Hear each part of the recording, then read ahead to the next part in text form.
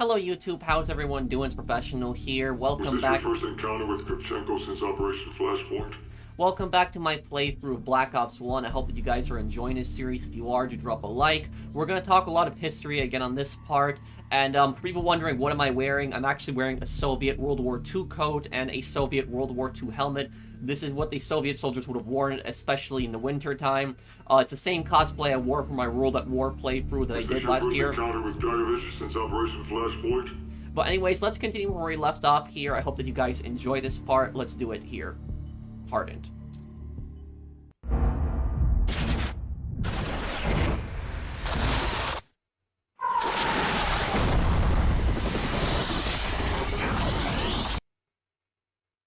We know that Jason Hudson briefed you on the intel extracted from Dr. Clarke at Kowloon. Hudson said that Clarke was insane. Paranoid. Fixated with numbers. Clarke created Nova 6, a nerve toxin that can rupture a body in seconds. Dragovich is second in command. Kravchenko tested in Vietnam. On them? On us? On his own? He doesn't care.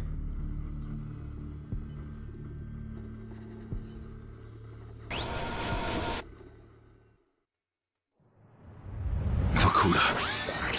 Reznov told me at Vorkuta. What did he tell you? Mason, listen to me.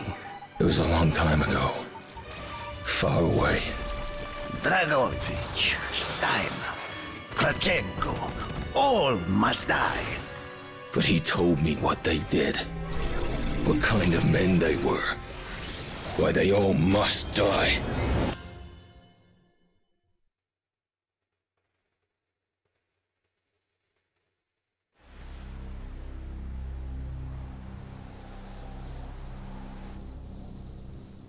My father was a musician in Stalingrad. During the German occupation, the sound of his violin filled the air with magnificent music. Korsakov, Stasov, many of the great nationalist composers. To my countrymen, it was a symbol of hope. To the Germans, it was a symbol of defiance. Even now, his music still haunts me. The Nazis slit his throat while he slept. Collaborating with any Nazi is a betrayal against all of Mother Russia. Dragovich, Kravchenko were not troubled by such matters. They look only to advance their own interests and agendas.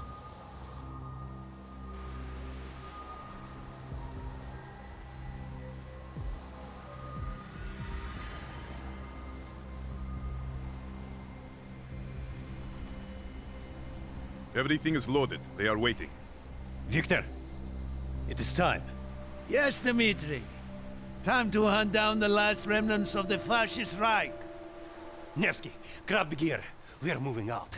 The men and I have fought through the most bitter of winters on the Eastern Front. We were no strangers to cold, even now. The blood in my veins chills when I think back to the events of that day. Far, far from home. And so, what I'll say about this mission is, this mission here was a big callback to Call of Duty World at War, because World at War is in the same universe as Black Ops. That's, Reznov is that guy that links the two series together, World at War and the Black Ops series. But this mission was basically a big thank you to all the players that had played World at War. And even the soundtrack in this mission is the same soundtrack that's actually from World at War. It's a big, callback and a big nostalgia trip to it. And you actually see Dmitry Petrenko right there. He's actually a sergeant. He's the main character that you played as in World at War. And he was a private, but now I think he's a sergeant. And Reznov was a sergeant in World at War, but now he's a captain. And so this takes place October 1945, so this is basically about 6 months, half a year, after the events of World at War. So Dmitry recovered from his gunshot wound, and the World War II is technically over. The Japanese had surrendered in, September 1945. Germany had fully collapsed in May 1945. But this is a secret mission about a remote Nazi outpost in the Arctic. And now I'll talk about some of the history here, because I know some people are going to ask me, is there anything historical about this mission specifically? And the answer is yes. The first thing that I'll start out by saying, this place where Reznov and Dmitri are right now, this is actually a real-life location. This actually is not in the Soviet Union. This is actually in modern-day Canada. This is actually where they are, Baffin Island.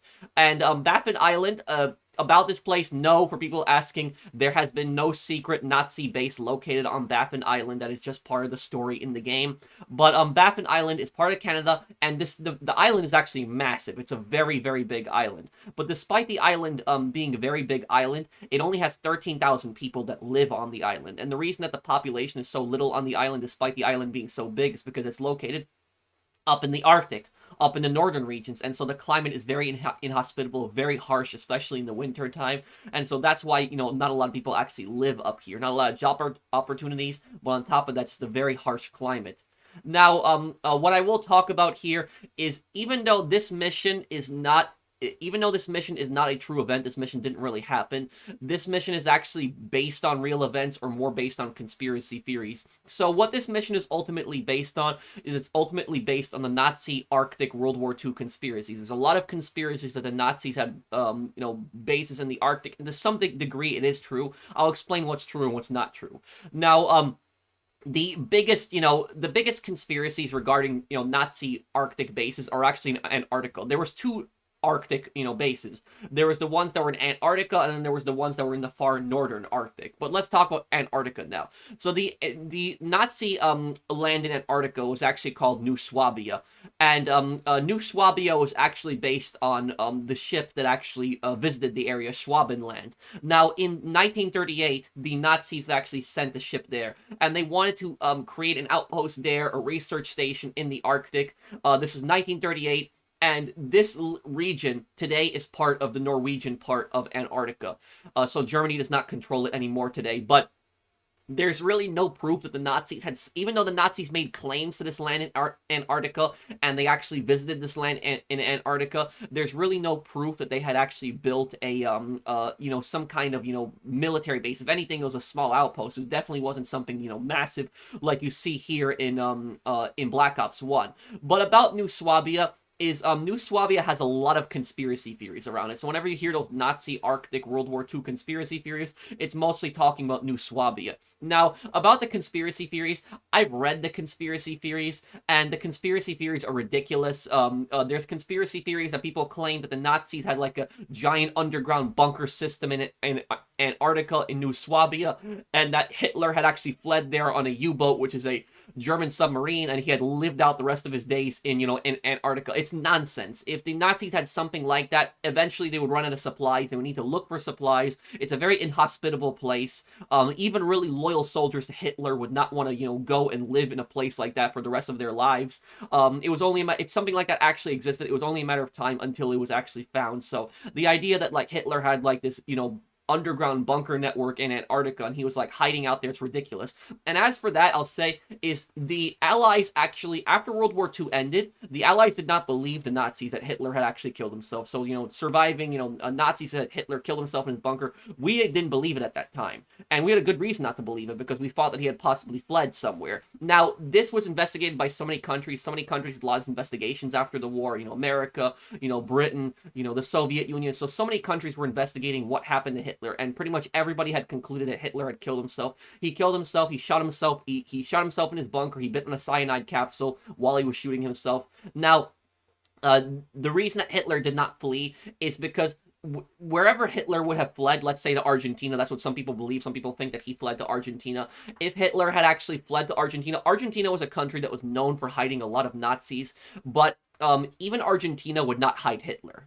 And the reason that even though Argentina gave refuge to other Nazis, the reason they wouldn't give refuge to somebody like Hitler is because Hitler is the leader of it. Hitler is basically the one who started all of it. And Hitler would have been, if Hitler had actually somehow survived and escaped, he would have been the most wanted man in human history. Literally the most wanted man in human history. The reward for him would have been like probably over $100 million or something. It would have been an insane amount of reward. It would have been the highest bounty reward for any, you know, known fugitive in human history. So Hitler, if he did escape, he would have been the most wanted man in human history. But that didn't happen because, like I said, is that if a country like Argentina would have hid Hitler, every single country on the planet would have invaded Argentina, and Argentina would not have wanted that. So this idea that Hitler had like escaped and like, fled and was hiding in Antarctica or Argentina, no. And even Spain, which was a fascist country, Spain was the last fascist country in Europe. Spain was a neutral country during World War II, but it was more pro-Axis.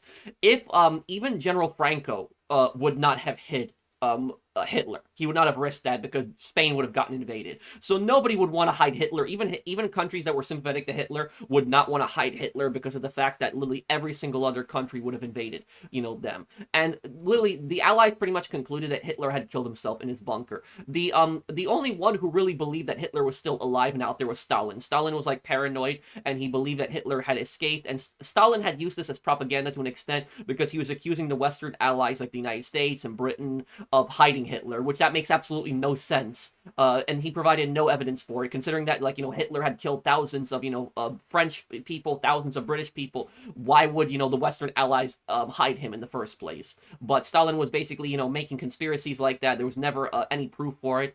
And Stalin pretty much believed that Hitler was still alive. But, like I said, Hitler had killed himself in his bunker. So this, this conspiracy theory, conspiracy theories about Hitler surviving is just a bunch of nonsense. But the, about New Swabia, the conspiracy theories about that place specifically is there are conspiracy theories that the United States actually got into a war with Nazi Germany and Antarctica. They found Hitler's secret bunker network, and then they got into a battle. So what basically happened was Operation High Jump. This is a real World War a real American operation launched after World War II, and this is where a lot of the conspiracies come into play. This happened in between 1946 and 1947. And what Operation High Jump was basically, the U.S. Navy was going down to Antarctica, and they were running training exercises in Antarctica. Military exercises, preparing themselves for Arctic warfare, and also they were scouting out Antarctica to see if they could actually build a military base out there or some kind of, remote outpost. And the conspiracy theories basically say that when Operation High Jump went down there, that they got into a fight with Nazi battleships, and they started shooting at each other, and several American ships had gotten sunk, and the U.S. could not breach Hitler's bunker network, and so they started dropping nuclear bombs on his bunkers in Antarctica. It's nonsense. You guys see this? It's like there's literally it's most ridiculous thing. I cannot believe that some people believe that like the U.S. nuked Antarctica, to blow up Hitler's bunker network. That it sounds ridiculous. But the conspiracies get even crazier. The conspiracies are basically saying that the Nazis had like worked with UFOs and they developed like UFO technology in Antarctica. No, it's ridiculous. It's nonsense. There was no battle in Antarctica blowing up Hitler's bunker network. No, it didn't happen. The reason that the U.S. Navy was down in Antarctica wasn't, to fighting, some Nazi bunker network. The reason the U.S. Navy was down in Antarctica, it was basically, like the operation stated, it was to prepare for Arctic warfare. Because at that time, right after World War II ended, there was a massive conflict between the U.S. and the Soviet Union. And everybody thought at that time that there was going to be another world war, right at that point, between the U.S. and the Soviet Union. And so the U.S. thought that if they got into a war with the Soviet Union, there would be a lot of Arctic warfare, and there would be. If the U.S. would have gotten into a war with the Soviet Union, there would have been a lot of fighting in the Arctic, a lot of naval warfare, and the U.S. did not have that much experience in fighting in Arctic conditions. The Soviets did. We did have Alaska, sure, but we really didn't have that much actual combat experience in the Arctic. And so we wanted to prepare our troops to actually be able to fight in the Arctic. And that's why we went down to Antarctica. Antarctica was a very remote area. It was cold. It was placed very far away from any other country. It was a perfect place to do military exercises, a perfect place to train for a possible war with the Soviet Union in the Arctic. That was the whole purpose of it. And then 1 year later, you had Operation Windmill, which was basically the Operation Windmill was the same thing. It was just a smaller operation than Operation High Jump, but it was another operation in the Arctic, again, to practice, military drills, look for a potential, military-based outpost that they could set up. Pretty much the same exact thing. Now, that was pretty much as far as New Swabia, the Nazi outpost there. However, though, I will say this, there was actually, Nazi outposts in the northern parts, actual outposts with actual German soldiers. And these were not as big as the ones that you see in this game. So the ones you see in Black Ops, these outposts were not that big. They maybe had like 10 or 15 men at most. It wasn't like, in Black Ops 1, it looks like there's at least 100, Nazis in this, base. But in real life, it was maybe like, 10 or 15. But one of the bases was called Hulzage. And Hulzage was actually built on Sabine Island.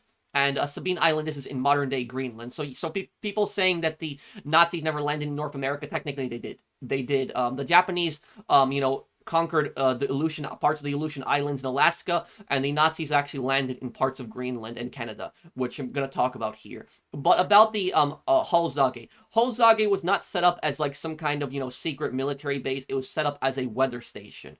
And it was run by soldiers, German soldiers. But the reason that it was the Nazis had built weather stations there is so that they could know what kind of weather patterns were going to happen over the Atlantic. So the Nazis engaged in a lot of U-boat warfare, a lot of submarine warfare, and they wanted to know. The Allies had a massive advantage in being able to predict weather patterns, and so the Nazis wanted more weather stations specifically set up in the in more of the West, specifically in the Arctic, so that when they could basically look at the Atlantic Ocean and they could see what the weather is going to be like, what's the best weather for sailing, what's the best weather for attacking, or what's the best weather to avoid an attack, specifically like that. That's the whole purpose of it. It was weather stations so that they could predict, good weather for a potential battle in the future. Now, about this place is the Hallsage was built in August 1942, but it wasn't discovered until March 1943, so about half a year later. And it was discovered by Danish troops because, Greenland was part of Denmark, it still is, but it was basically discovered by Danish troops, and what had happened was a gun battle actually started.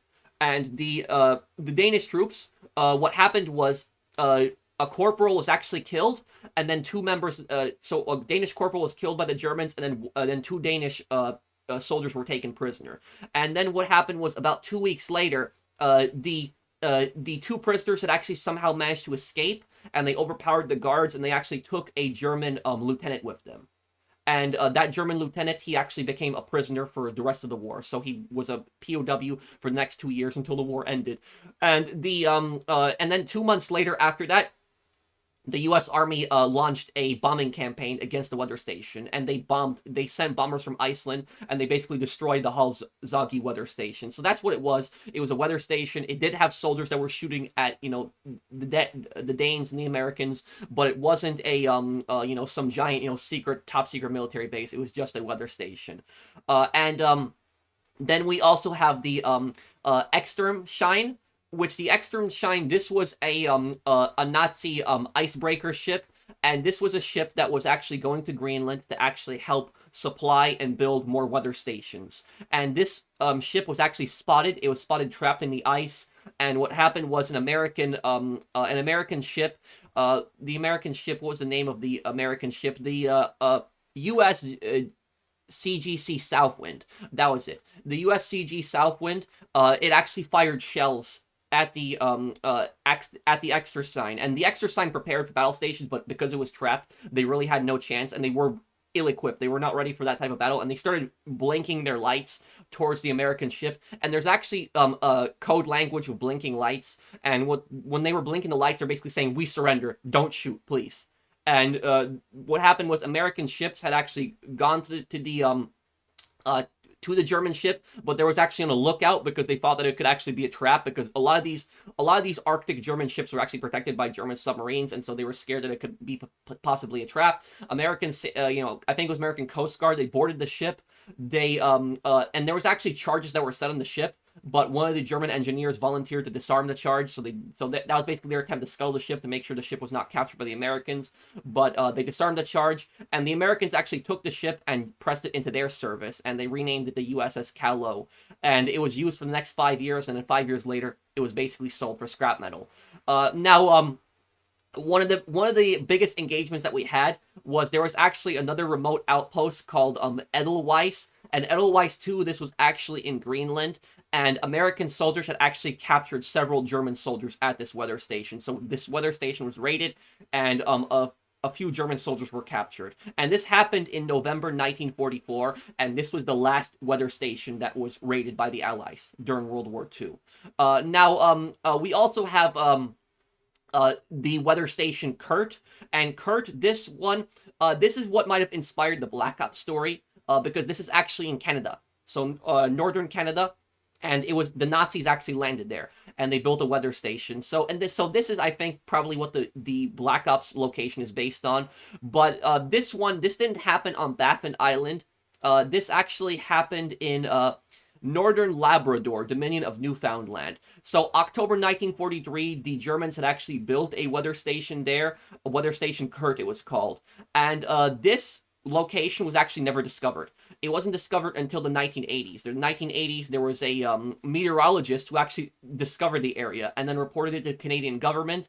They didn't know what it was at the time. The civilian actually thought that it was a top secret, Canadian, operation, but then they discovered it, and then they found out that it was an abandoned German operation. So the Germans put in this weather station and then later abandoned it. You can actually find it at the Canadian War Museum today. That weather station is actually there, and this is what the weather stations actually looked like. They, had a few tents where the German soldiers might have been set up, and then, these basically barrels and these towers. I don't know how the weather station exactly works. I'm not too knowledgeable about that, but these were not, really big structures like the conspiracy theories. The conspiracy theories like, they had giant bunkers and, all this, this huge military base here. But, putting that much amount of resources into an Arctic base that really serves no purposes, that's primarily why they didn't build, some giant, Arctic base.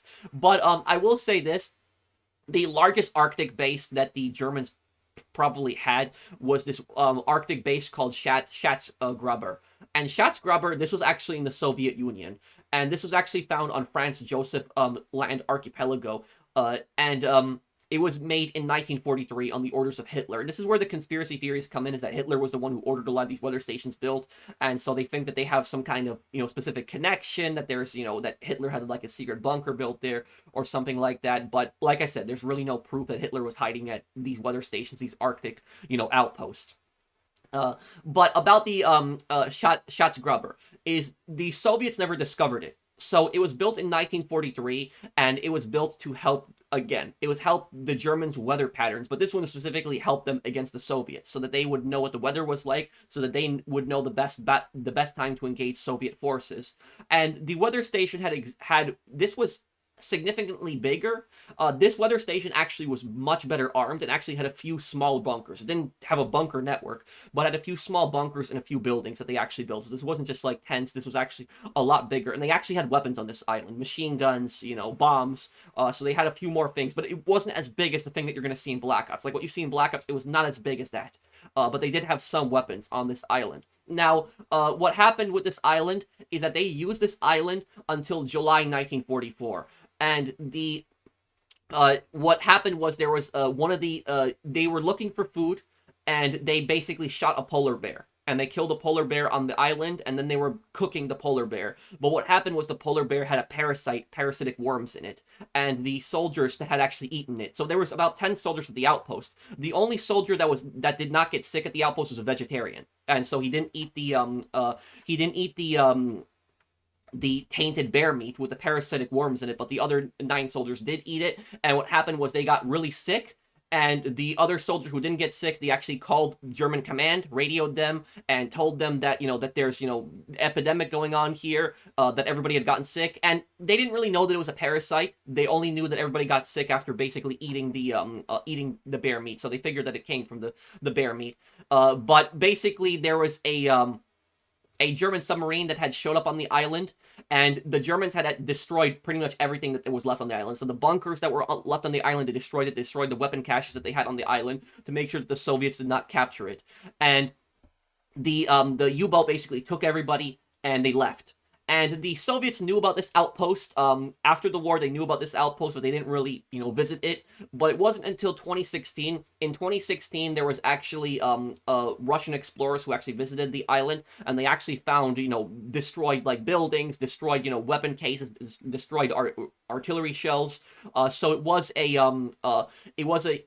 this was probably the largest military base that they had in the Arctic. But again, that's it for the Arctic. This mission entirely is based on the conspiracy theories. It's basically a throwback to the conspiracy theories, because Black Ops revolves around a lot of conspiracy theories, like the JFK assassination, and now they're going with the Arctic Nazi conspiracy. So, like I said, this was like real conspiracies that people believed back then. People believed that these Arctic weather stations, that there was something more to them, that they were some top secret Nazi weapons were being built there, or Hitler was hiding there, or they had like UFOs, like, you know, the Nazis had aliens there. It's all, you know, crazy. And the craziest conspiracy, like I read, is that the U.S. had actually dropped nuclear bombs on like a Nazi base in Antarctica. That's like the most insane conspiracy that I've read. But again, there is no proof of this. Yes, the Nazis did have remote Arctic outposts. That is true. There was fights, there was engagements with the Allies at these places, but this wasn't like, you know, some top secret, you know, place with like weapons. It was mostly like set up as like weather stations. But anyways, let's continue on here and let's do Black Ops.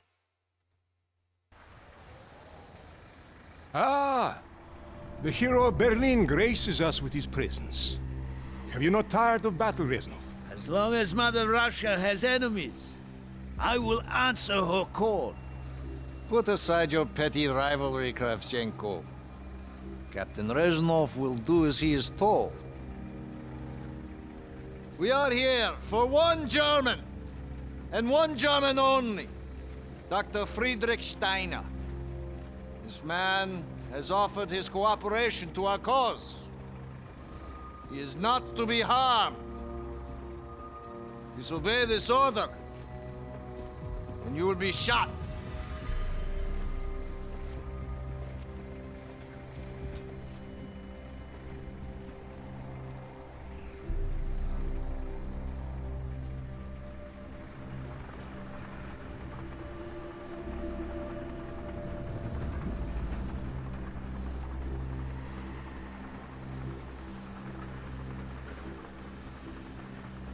What happened in Stalingrad between you and Dragovich? When the German occupation began, he and his lapdog, Kravchenko, left my men and I hopelessly outnumbered. Promises of reinforcements were made,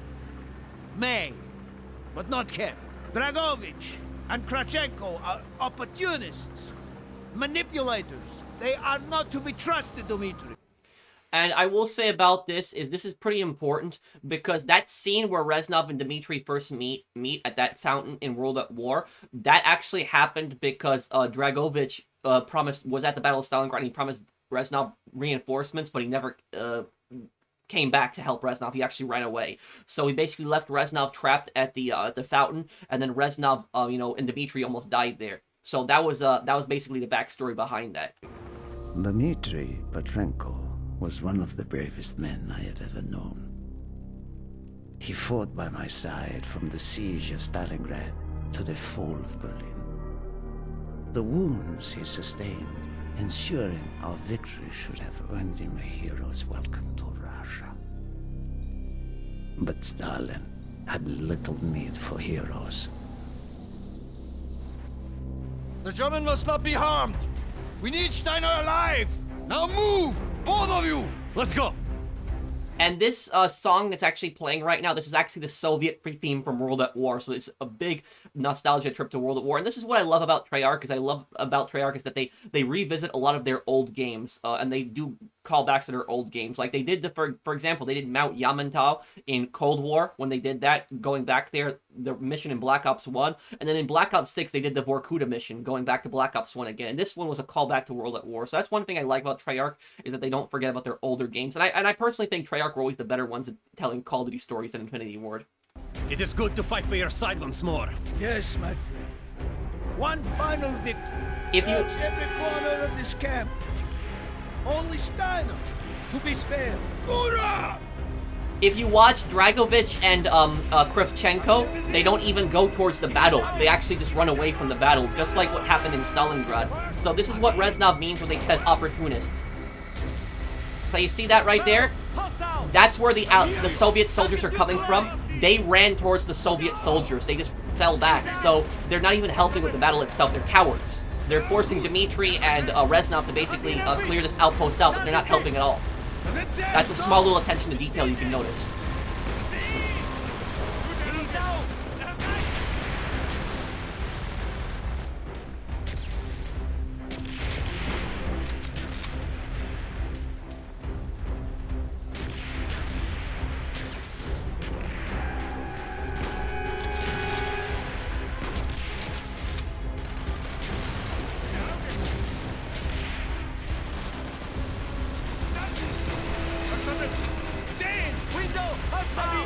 I see him!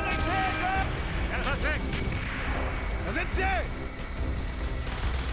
Steiner! Sanitäter! Gute Augen! Standen! Ich sehe ihn! Da sind sie! Down! Schaste! Eine Verwundete hier! Target down! Feuer auf die! Bestätigt! Gute Augen! Schicken Sie... Ich sehe ihn! Ich begebe mich. Ich begebe mich. They are trying to surrender. They have tried before! Do not let them! So, one thing you'll notice in this mission, a lot of the German soldiers in the middle of it will just start surrendering because they realize that it's hopeless, that it's over. Sanitäter! Der Deck! Standen! Hab ihn! STG-44. This was the world's first assault rifle made. It fired an intermediate cartridge, the 8mm Kurz. Hab ihn im Visier! Kapiere! Ich sehe ihn! Feuer auf die! Feuer auf die! Down! Er hat gleich! Gute Augen! Hab ihn im Visier! Der Deck! Scheiße! Einer verwundet hier! Bestätigt! Er reicht! Hat he's down! Kapiere! Hab ihn im Visier! Kapiere! Da sind sie! Hab ihn! Bestätigter Abschuss! Jawohl! Einer verwundet! Sehen! Gut! Hab ihn! Standen! Down! Scheiße! Feuer auf die! Hab ihn im Visier! Check the launch control building! Push on, my face! Clear the next area! Crash all who stand in our way! Da sind sie! Er hat recht! You are no Kapiere! Sanitäter! That Sanitator, that means medic in German. Eine verwundet! Hab ihn! Ich sehe ihn! Reloading! Cover me! Pack ihn weg!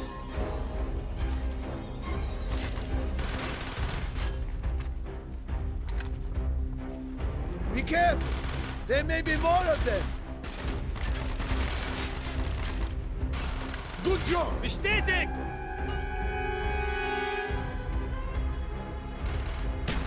Er hat recht! Ich sehe ihn! Einer verwundet!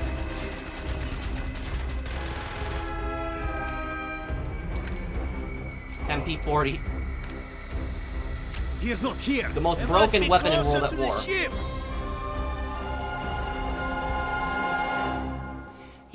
Here, this is the island. This is how you know that this is on Baffin Island. So people wondering, do you know that it's on Baffin Island? If you look at this map right here, it shows you where the launch sites were going to be. So they were going to launch the V2 rockets with Nova 6 here.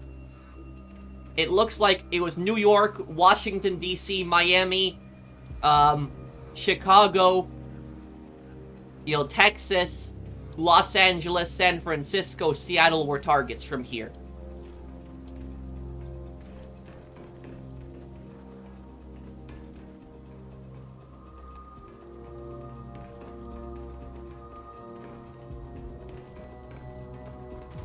Verstanden! Spread out! Search every building! Feuer auf die! Enemy! Sehen! Sanitäter! Panzerschreck. Use your smoke grenade to mark targets for our mortars! Ziel zerstört! Enemy! Down! Good eye! Eine... Kapiere! Ein Reznov! If you have any more smoke grenades, use them now! Hab ihn im Visier! Da sind sie! Hab ihn! Feuer auf die! Der Deck! Kommt in der Weg! Standen!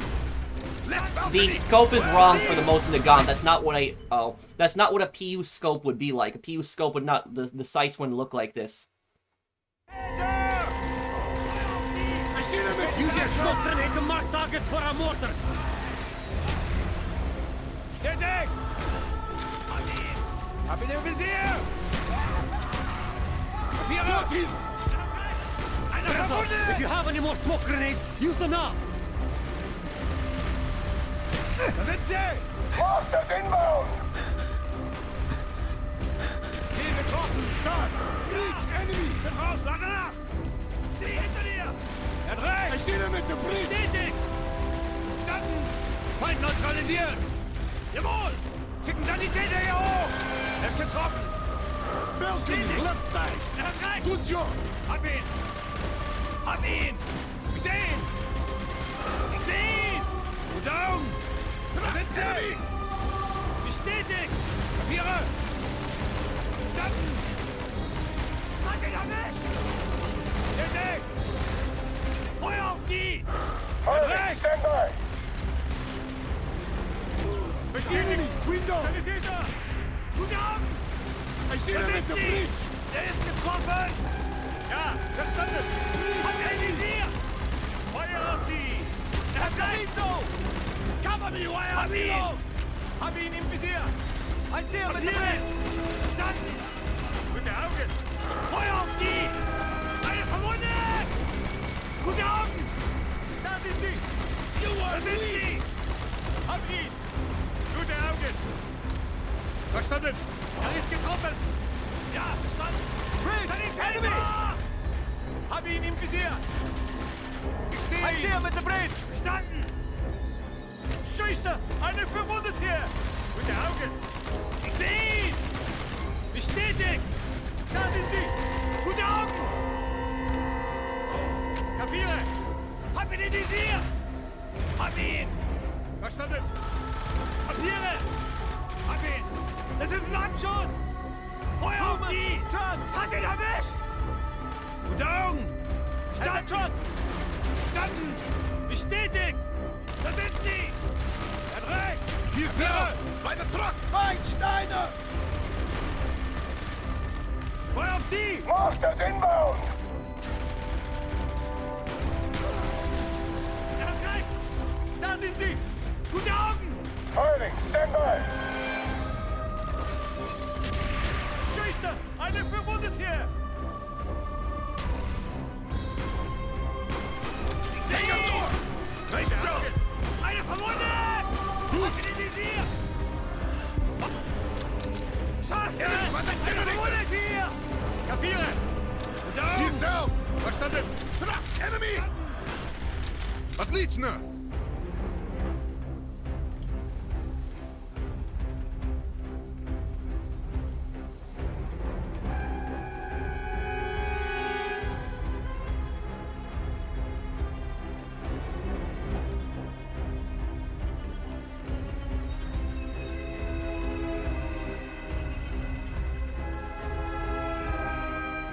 This way, Dimitri! Hat ihn erwischt!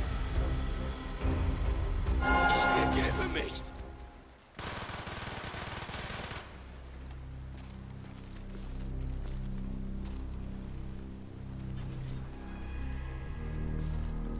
Another one who surrendered right here. But the Soviets will just kill every single one that surrenders by default. And Dmitri also kills the German soldiers that surrendered. I don't know if that's canon or not. That just might be just his AI doing that. Yeah, because Dmitri, you can get the good ending in World at War where he doesn't kill any surrendering Germans. We must be getting close to Steiner. He will be where all cowards reside. As far away from the battlefield as possible. After this mission, do you think we will go home? I hope so, Dmitri. This is the best part now. The theme kicks in.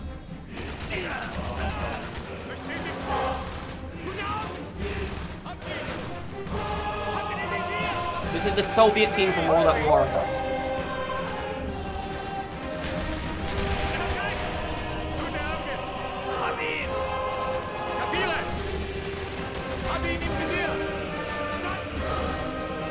He's down! Target down! Firing, Masters! Feuer auf die! Hat ihn erwischt! Gute Augen! Er hat recht! Gute Augen! Here, doing this, oh. The song is really good in this part. Hab ihn im Visier! Got him! Hab ihn! Verstanden! Schickt die Sanität! He's down! Feuer auf die! Hab ihn im Visier! Sanitäter! Da! Mire! Versetzt sie! Er trägt! Ich sehe ihn! Einer... Kapiere! Gut so! Einer verwundet! Da! You fascist rats! Firing mortar!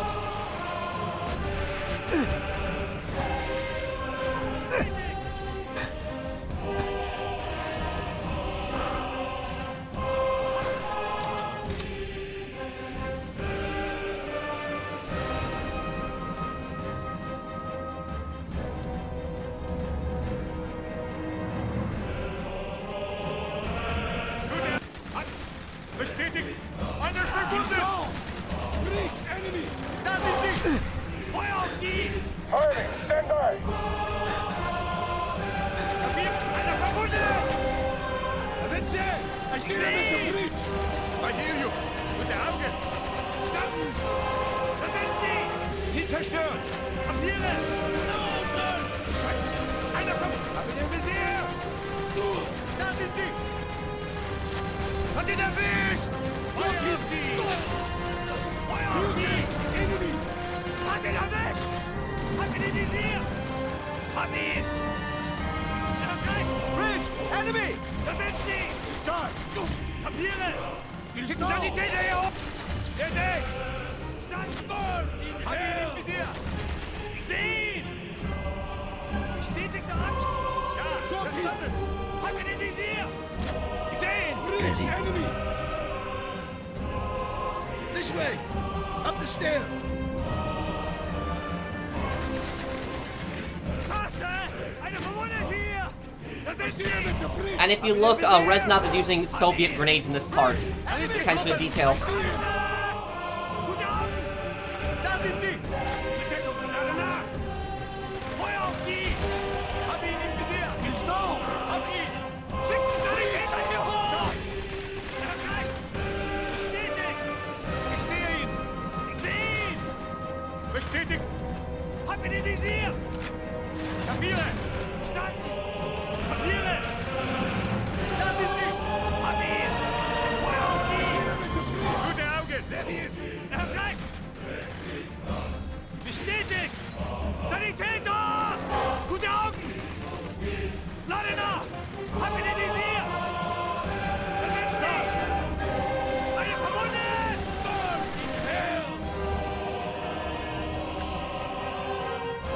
Now, this part, make sure that you guys pay attention to this part, because a lot of people, when they do this sequence, they actually shoot the guy coming out of the door, but you actually don't need to shoot the guy coming out of the door. If you watch him carefully, you notice something.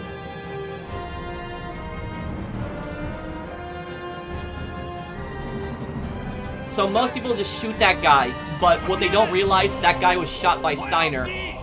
Steiner killed his own guards. Hab ihn! Frederick Steiner. Do not point that weapon at me, Russian dog!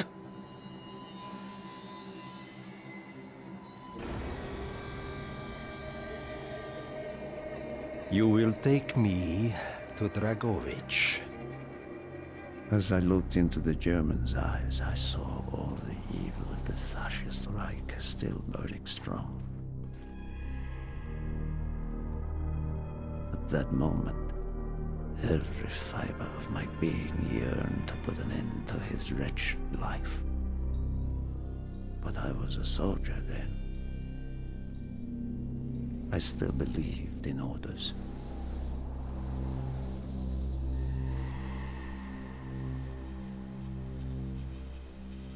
Reznov, bring your men! What is here that is so important? General Dragovich wishes to make a name for himself. He believes this outpost houses something of great value to the motherland. Dragovich and Steiner are talking like old friends. I do not like this, Reznov. Nor I, Dmitri. We must hurry! Be on your There guard. are Germans who would sooner see it destroyed than captured. You assured me there would be no problems. I cannot control the actions of the SS, General Dragovich. They are sworn to defend the Reich till their last breath. Noble, but futile. Kravchenko, finish up here. Reznov, You and your men will lead the way. Yes, sir! Petrenko! Vikarev! Nevsky! Volov! We are moving out! That shows you what a scumbag Kravchenko Steiner. is. Tell me more about your association with the Giftiger Stern project. In 43, the Fuhrer realized the Allies could not be held back for much longer.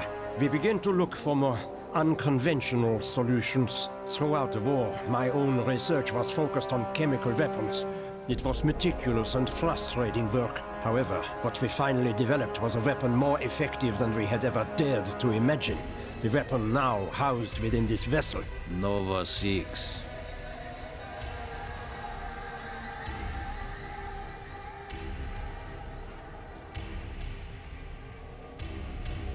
The Tokarev only makes a very short appearance in Black Ops 1, only in this sequence.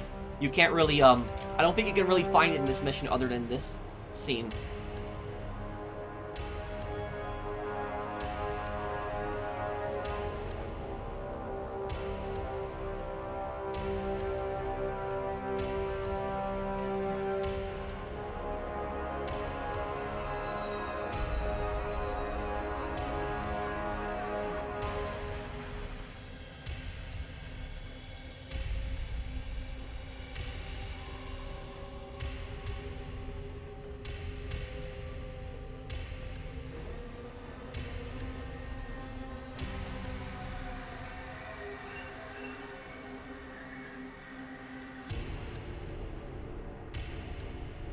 However effective your Nova 6 chemical may be, you still had to find a way to unleash it.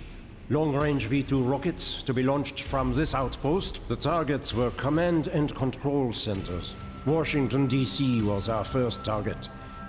Then Moscow. Ambitious and commendable, Herr Steiner. But we were too late. The British were upon us and their bombers crippled the ship. Locked in the ice, we tried to salvage what we could, but it was too late. Germany had surrendered, and a Russian flag flew over Berlin. The SS had orders to destroy the ship if we were attacked. Clearly, they failed. The explosives were never activated. This is it. Reznov, open the door.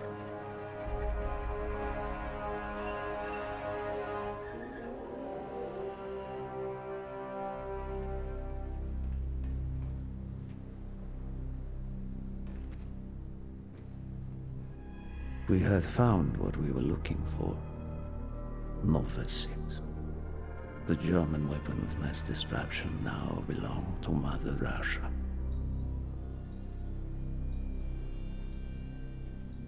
Or so it seemed.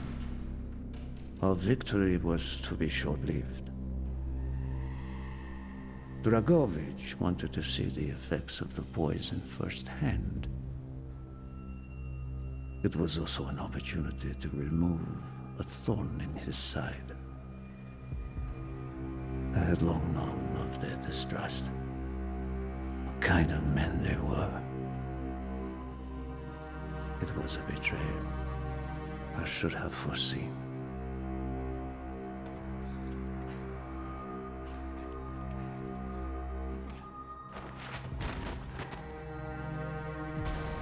Dmitri Petrenko was a hero. He deserved a hero's death. Instead of giving his life for the glory of the motherland, he died for nothing. This is such a horrible way to go.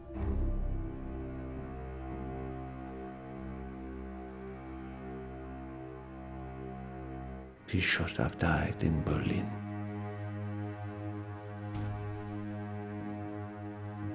As I watched my closest friend die, it became clear we were not the only ones seeking the German weapons.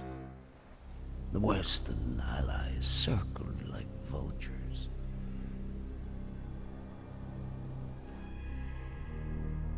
Of course, Dragovich, Kravchenko, and Steiner scattered like rats, leaving me to contend with the British. Now, I wanted to talk about this part for a moment here.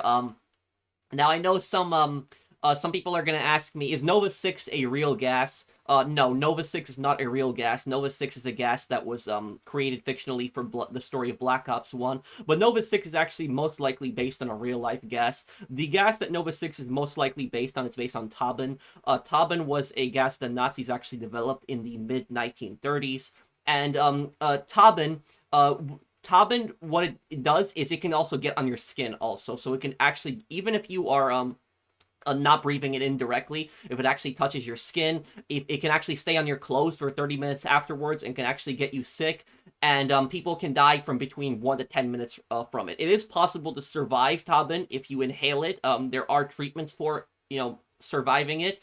There are treatments that you can injections that you get that will basically save you if you inhale some of it, but it is a very deadly toxin. And the Nazis never really used Tauben gas in warfare during World War II. The Nazis did use gas in concentration camps, Zyklon B, to murder millions of people, but they didn't really use gas in battle itself. But gas attacks actually were very common in the Pacific. So specifically in China. In China, the Japanese had actually weaponized a lot of different gases and actually deployed them in several battles. A lot of them from Unit 731, which is a covert biological and chemical weapons facility. They experimented on a lot of Chinese people that they kidnapped, and then what they did was they deployed a lot of these gases on the Chinese army, on Chinese villages. So the Japanese were the ones who had used gas mostly in warfare and on civilians. The Nazis were the ones who used gas on concentration camp prisoners, but there really wasn't that much gas actually used in combat in Europe itself. Now, about Tauben, the Soviets actually were the first ones who actually, from the Allies, to actually discover Tauben, because the Allies really had no idea that the Nazis actually developed this gas. And I know what some people are going to say, Tauben from World at War. In World at War, Tauben is in like grenades that you can use, but I don't think there was anything like that actually created where Tauben grenades. I've never heard of something like that. So I think that was just something that was just created for like World at War, for the multiplayer. But the Nazis were developing Tauben specifically in factories in Poland, and the Soviets had actually seized these factories in 1944 as they were pushing the Nazis back. The Soviets didn't tell the Western Allies about the Tauben that they've took. And then in 1945, the Western Allies actually found out about Tauben. And both the Soviets and the Americans wanted to weaponize Tauben, so both of them wanted to use it.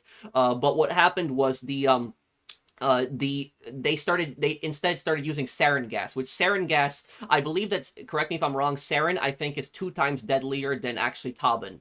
So the Soviets and the Americans both abandoned the use of Tauben in favor of sarin gas. Now, was Tauben actually used in combat in World War II? Not really. I wasn't really able to find any battles that it was actually used in, but it actually was used in a battle, not in World War II. Now, who used Tauben gas? Saddam Hussein actually used the Nazi gas, and Saddam Hussein had actually mixed Tauben with sarin gas and mustard gas. Mustard gas is from the World War I gas. So there was canisters of gas that was mixed with Tauben, sarin, and mustard gas, and the Saddam Hussein had actually used this specifically against the Kurds. So in the Iran-Iraq war, what happened was in 1980, Iraq invaded Iran after the revolution, and Iraq-based Saddam Hussein thought that Iran would be weak right after the revolution, and to an extent he was right. He did actually make a lot of gains, but then Iran was able to actually mobilize an army pretty quickly, and Iran was able to make a much bigger army because of their population, and the Iraqis resorted to actually using chemical warfare,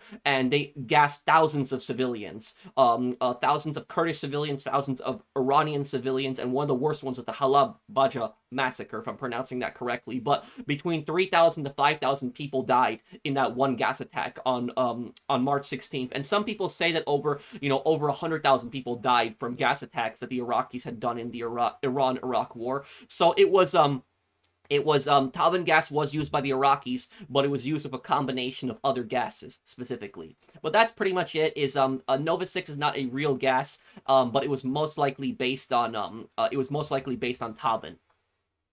And also about Tauben, one other thing, in Sniper Elite V2, if you play that game, it takes place in the final 2 weeks before Germany's collapse.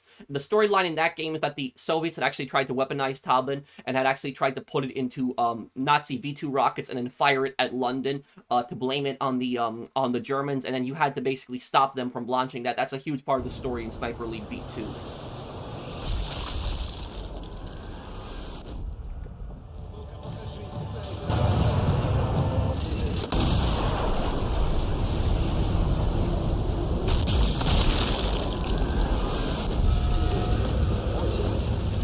Here we go. Got it.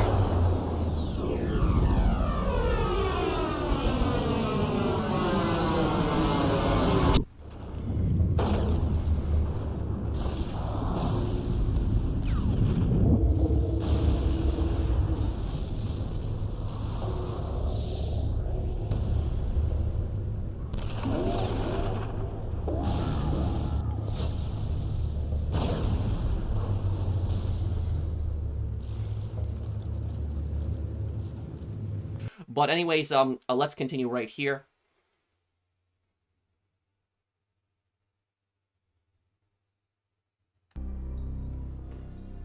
British commandos assaulting our positions! So you see Steiner, Dragovich, and Kravchenko are running away again.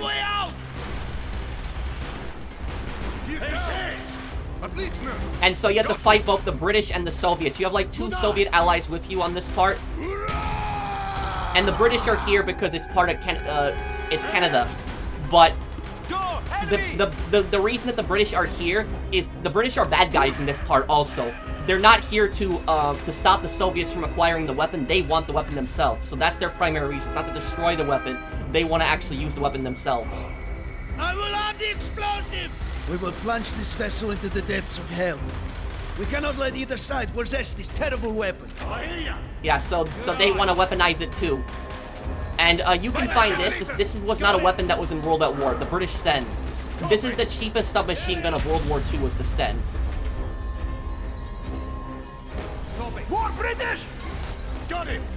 I see it! Good eye! Confirmed! He's right! Man down! There he is! He's right! He's right! I hear ya! Good eye! Cover me, reloading!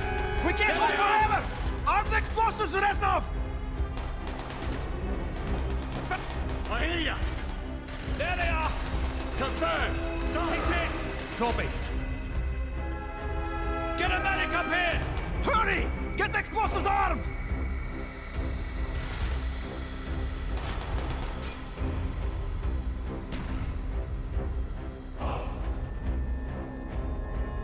Move!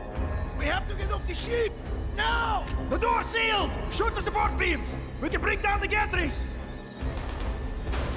Yes! Go, my friends! Go!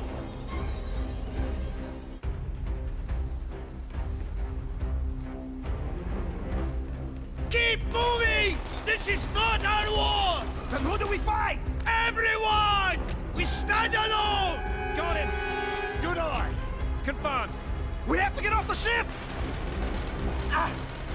So British, a lot of you can see a lot of British commandos fighting the Soviets. A lot of sections of the ship. Good eye! We've got to get down to the deck! There he is! He's right! I see it! Good eye! You got it! Target down! Yeah! We've got to get down to the deck! Reznov! We can use the road! Get a medic up here! He's right! He's dead! I hear ya! Hurry! We have only 2 minutes left! There they are! Give me cover! Confirmed! There he is! Man down! Medic! Nice shot! He's hit! Got him!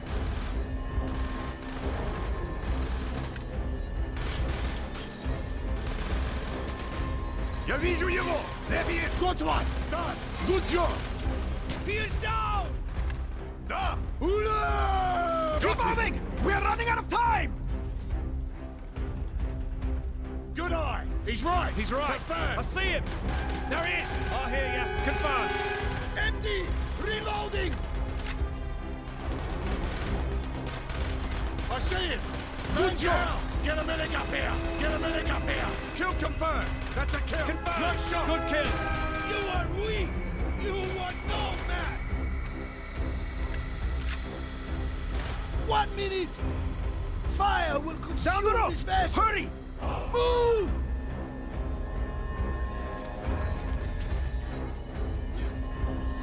Go, Reznov! Go! I had destroyed the Novice's shipment and prevented it from falling into the hands of the British. but I was a fool to think that the threat was over.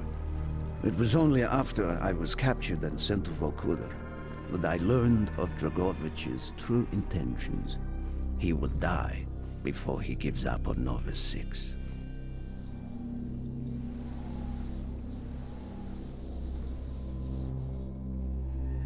Mason, listen to me. This is my... We are running out of time, my friend. This line that Reznov is about to say is one of my favorite lines of his. Can you trust your leaders to destroy it? Or do you think they will use it? The flag may be different, but the methods are the same. They will use you as they used me. You must decide. Decide what you think is worth fighting for. Dragovich, Kravchenko, Steiner. These men must die. Okay, so I guess we will wrap it up here, and the reason that line is my favorite, one of my favorites that Reznov says, is he says the flags may be different, but the methods are still the same. That the flags might be different, the ideologies might be different, but in the end, the governments are both going to do the exact same thing. They're both going to try to weaponize Nova 6. So thank you guys for watching. I hope that you guys enjoyed this video. If you did, do drop a like, and I'll see you guys on the next one. Take care, everyone. Have a wonderful day, guys.